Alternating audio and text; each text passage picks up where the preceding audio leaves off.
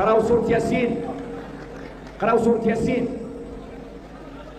لأن الشعب أمام ما يسمى بمؤسسات الدولة لا حول ولا قوة له. عنده صبر أيوب، فهم كل شيء ويتفرج ويقول ربي يغير الأحوال وإن بعد العسر يسرا. لكن طالت المدة 20 سنة وإحنا عايشين في أحكام تاع الجو. 20 سنة وإحنا ملوين بناس جاوا يتعلموا الحجامة في راس اليتامى. 20 سنة منذ انقلبت الموازين